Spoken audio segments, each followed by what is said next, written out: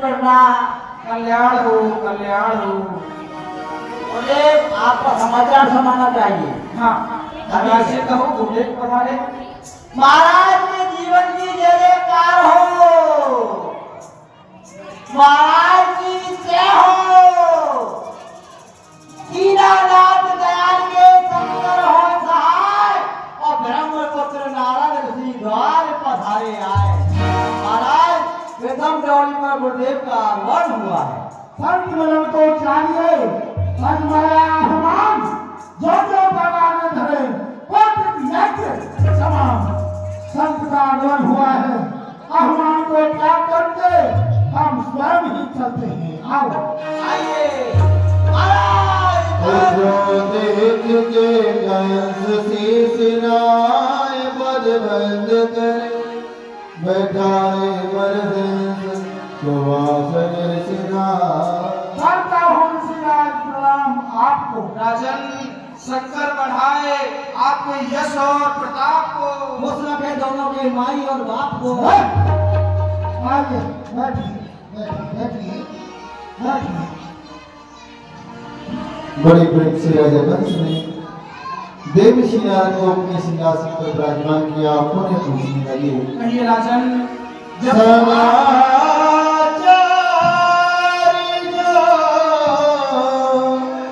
कछुए आए सो सवर से हो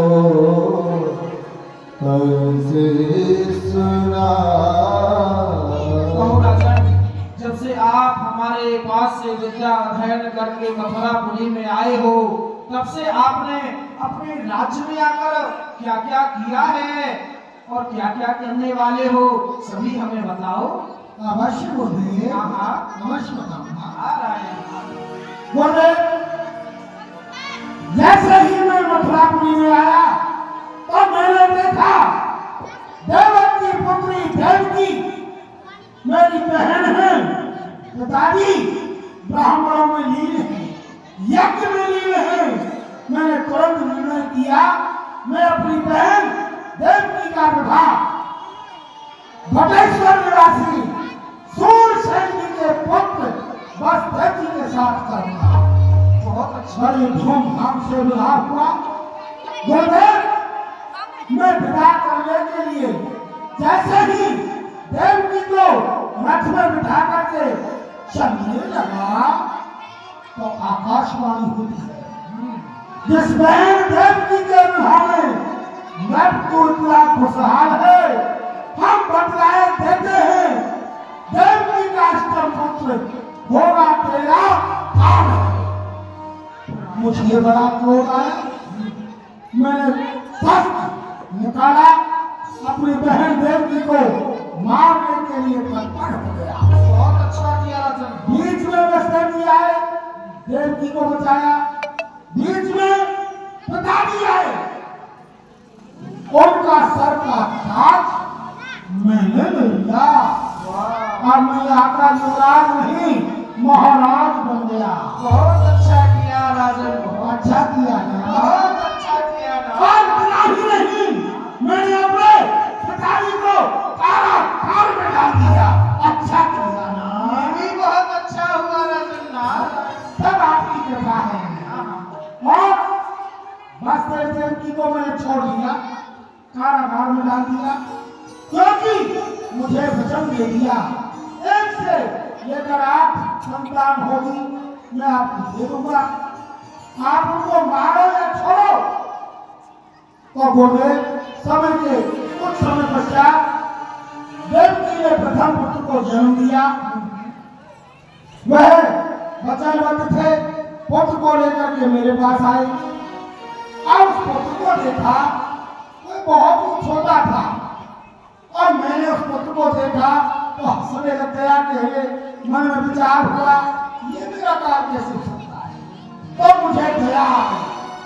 उस बच्चे को मैंने छोड़ दिया और ये भी कह दिया 1 से लेकर 7 संतान होंगी, उनका लालन पालन देवकी वसुदेव करें। 8वां जो होगा उसको मैं मार दूंगा। अच्छा किया ना। सुन जब वचन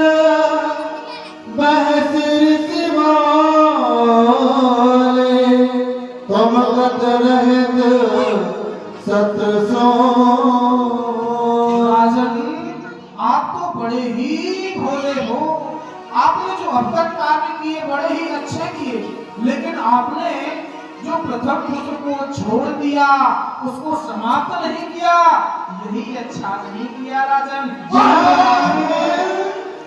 जाके मैं तुम अतभय मानो, जाके मैं तुम अतभय मानो, हो आत्मा कौन सो तुम कहाँ जानो, आत्मा कौन सो तुम कहाँ जानो। राजन, जिसके भय से तुम अत्यंत भयभीत रहते हो, ना दिन में खाते हो, ना रात्रि में सोते हो, राजन तुमको क्या पता? जो वही प्रथम ही आयो होई, देव चरित्र जाने नहीं को। यदि तुम्हारा वह अष्टम काल यदि प्रथम में आ गया, तो तुम क्या जानते हो वह पहला है या आठवां है? दुनिया जानती है मैं क्या है। 1 2 3 4 5 6 7 8 7 के बाद 8, वही तो होता है। राजन, मनुष्य की गणना सीधी होती है, लेकिन जो देवताओं की गणना होती है ना, वह बड़ी ही टेढ़ी होती है, गोल होती है राजन। हाँ, मैं आपको क्रिया के द्वारा बताता हूँ। यहाँ के समझाओ। आठ लकीर खींच दिखलाई, आठ लकीर खींच दिखलाई, गिनती में समय आठों भाव। दीवान जी, आप अपनी उंगलियों का अष्टकमल बनाइए, कैसे? इस प्रकार। कैसे? हाँ, अब राजन समझिए, ये अष्टकमल है, देवकी की 8 पुत्र हैं। राजा समझिए, ये कुछ समय के लिए देवकी की 8 संतानें हैं। ये उंगली ये हाथ है। 8 संतानें हैं। आप कहीं से भी गणना करिए। तलवार लाओ, इनको काट में चलो। अच्छा, समझ लीजिए कुछ देर के तो लिए। कुछ देर के लिए। हाँ, तो कहाँ से मिला जाएगा बताओ। आपकी जहाँ से इच्छा हो राजन। यहाँ से मिलते हैं। हाँ हाँ, 1 2 3 4 5 6 7 8। राजन जिस पर 8 आया है, अब आप उसे प्रथम की गणना से शुरू करिए। अच्छा, जो 8 गिना है उसको 1 गिना जाए। एक। अच्छा, 1 2 3 4 5 6 7 8। राजन जो प्रथम था वही 8वां हो गया। हाँ, आप जहाँ से गणना करेंगे वहीं से 8 और वहीं से प्रथम होगा। नारायण नारायण नारायण। गिनती में समय आठों ओ, नारायण नारायण। तो ये सभी 8 हैं और सभी 1 है। सत्य है राजन। तो नारायण। इसका मतलब सभी को मार दो। ये हम नहीं कह सकते। नारायण नारायण, ये आपका कार्य है।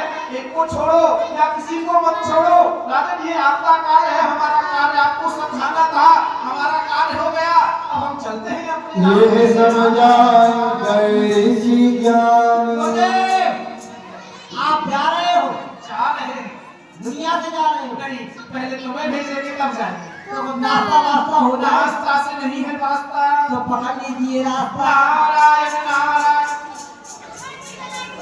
ये समझाए दीवान! कैसी। शीघ्र ही भस्तर को पुत्र साहब दरबार में बुलाया जाए। फूफा जी पुत्र के सैनिक दरबार में पधारो। कई क्षण बालक फिर बनायो, ये वसुदेव तुरंत ही भस्तर, आपने उस पुत्र को लौटा दिया था। ये हमारी भूल थी। लाओ इस पुत्र को हमको दो। तुम्हारे वचन है, अपना वचन पूरा करो और मुंह मोड़ लो।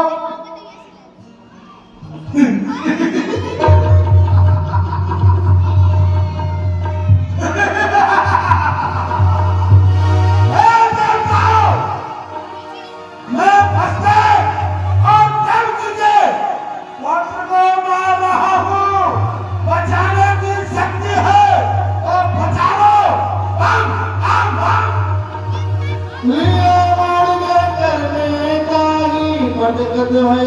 सिला परवारी। क्या पुत्र के मरते तू उदास क्यों हो गया? क्या कारण है? महाराज, आप जो कर रहे हो ये गलत कर रहे हो। यदि इसी प्रकार से पुत्रों को यहाँ मारोगे तो ये प्रजावासी भड़क जाएंगे, आपको राजा नहीं मानेंगे। क्यों नहीं? अगर वहां पर जेल में जा करके उन सारे पुत्रों को मारा जाए तो कैसा है? सुन, बात तेरी ठीक है। कुछ कार्य ऐसे होते हैं पर्दे के पीछे होते हैं। एक बड़ी सी सजा जेल में रखवा दो, जैसे ही संतान होगी सबको मरवा दो, ठीक है ना? और 8 मई को मैं अपने हाथों से मारूंगा। ठीक है महाराज। राजा